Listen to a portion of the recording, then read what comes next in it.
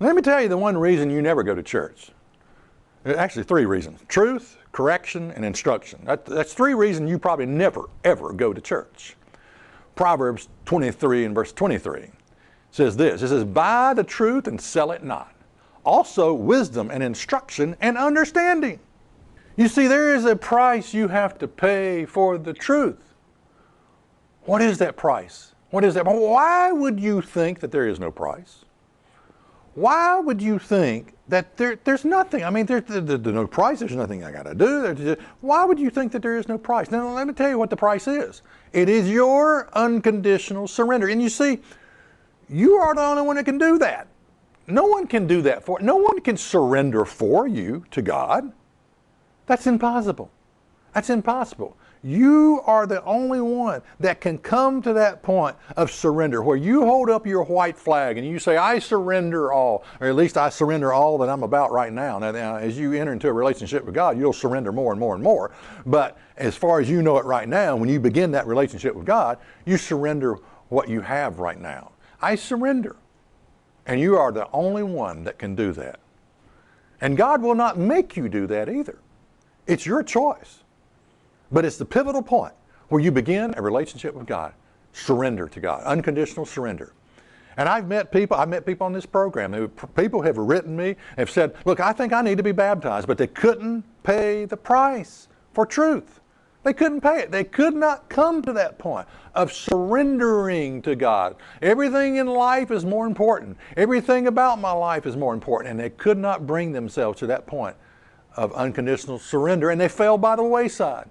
They fell by the wayside. It's so sad to see that. Hebrews 5 and verse 9, and being made perfect, he, Jesus, became the author of eternal salvation unto all them that obey him. You know, that's a verse you're never going to see read in church, that Jesus became the author of eternal, not just salvation, but eternal salvation unto all them, that's human beings, that obey him. Well, what's there to obey? You see, you've been in church for 40 years and you've been told there's nothing to obey. I mean, you don't obey the law. It's been nailed to the cross. It's been fulfilled. It's been done away with. What's there to obey? So you're not going to hear this scripture preached from the pulpit. He, Jesus, became the author of eternal salvation unto all them that obey him. What does God want me to obey? Well, let's start with the Ten Commandments. Okay? Let's start with the Ten Commandments, and fourth one included. Let's not exclude commandments. Let's not say, oh, there's only 9 commandments. No. Let's start with the 10 commandments as far as what does God want me to obey. Matthew 19 and verse 17. And he said to them, why do you call me good? There is none good but one, and that is God. But if you will enter into life, keep the commandments. And the rich young ruler said unto him, well, which? And Jesus said, you shall do no murder. You shall not commit adultery. You shall not steal. You shall not bear false witness. Honor your father and mother. And you shall love your neighbor as yourself. I mean, is there anyone who reads this verse and says, I wonder if he's talking about the 10 Commandments? Nah, ain't no way. He can't be talking about the 10 Commandments. Ain't no.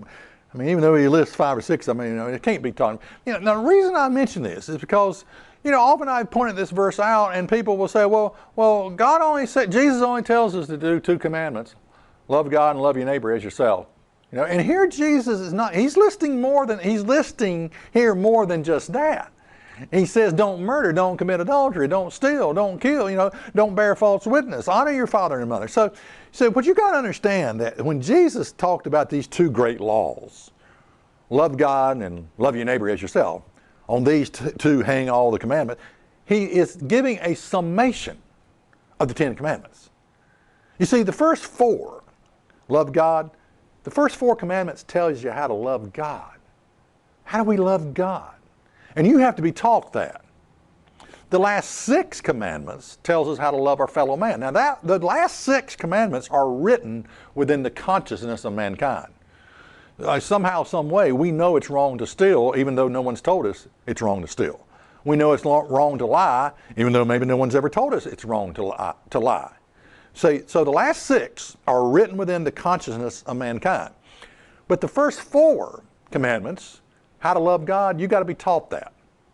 You got to be taught that. Don't have any other gods, God only. Don't be the God of your own life. And that's the first commandment is the most broken commandment out there. Because we set up our own God, and it's the God of our imagination, where we have decided already what we want God to say, you see. Oh yeah, we do this all the time. I mean, it's the God of our imagination. So the number 1 commandment that is broken more than any other commandment, which leads to the breaking of all the other commandments, is the first commandment. Don't have any other gods before me. And the God that we set up is the God of our imagination, you see.